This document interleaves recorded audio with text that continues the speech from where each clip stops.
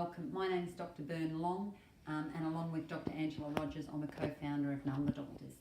This week, thanks to Cal, which we really appreciate, she's allowing us to post all about things about mathematics and answering questions that people have.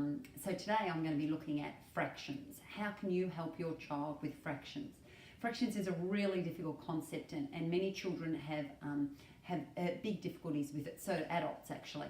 But one of the major reasons why they do is because they link what they know about whole numbers with fractions, and there's a very big difference. We're going to talk about that today, but that is definitely one of the problems.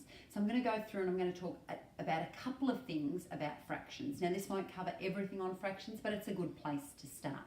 So if we just look down here, what we want to do is we want children to understand what actually a fraction means.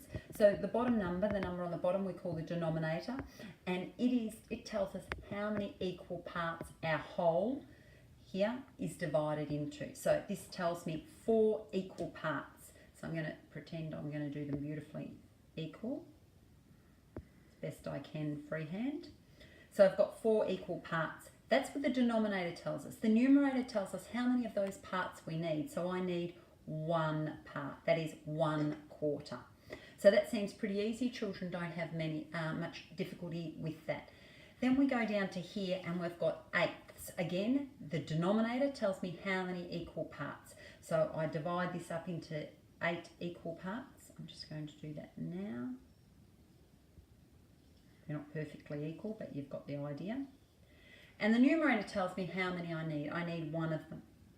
Now, one of the major problems that children have is if I ask them, what is bigger, a quarter or an eighth? So a good example would be if I had a chocolate cake and the child loves chocolate cake, and I said, would you prefer to get a quarter of the chocolate cake or an eighth of the chocolate cake?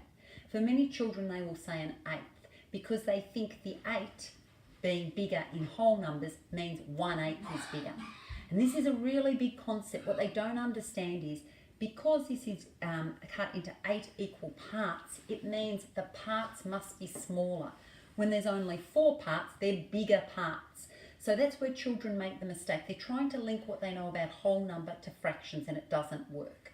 So that's a really good way. If you show a child, if you talk about the idea of a cake, more pieces, smaller parts, that really should help them to get past that problem. Now, after we've done that, we're going to look at finding fractions of a group. So, for example, I have here, I'm just going to get rid of the shading part. I have here 8 counters. So I'm just going to put them out there. Now, let's say they're 8 lollies. And I'm going to say to the child, I'm allowed to eat a quarter of the lollies. So what I need to do is firstly I need to put my lollies into 4 equal groups. So I actually can use what I did with the shape before. So I'm putting this into 4 equal groups. And I need 1 of those groups. That's what I'm allowed to eat. So 1/4 of 8 is 2. You can see 1 part. Again, if I had to find what would be 1/8 of 8, I have to put so the 8 tells me is 8 equal groups. So I'm going to share these equally. So I'm putting 1 in each. It's quite difficult because they're not very big. And I need 1 of them. So 1/8 of 8 would be 1 lolly. So that's a way that we can link fractions of a whole and fractions of a group. It's a really good way. So they're 2 major concepts that I've talked about. The last thing I really want to talk about is the idea of a half doesn't always mean the same. So with a whole number, if I said 6, 6 will always be the same. It might be different things, but it's always the same amount, whereas halves are not the same. A good example is if you had a pizza and you have a great big pizza and you're allowed to eat half of it, or you have a tiny pizza and you're allowed to eat half of it. Are the halves the same? Now they're not the same, and we know they're not the same because our whole is different. So when we're talking about a half, we must know what the whole looks like to understand the size of the half. This is really hard for children because they're not sure why a half looks this big on one and then really big on another.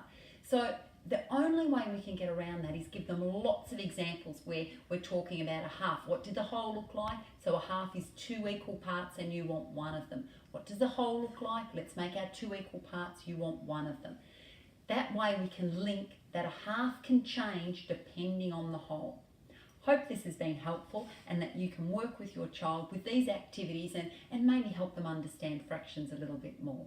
Thanks for listening.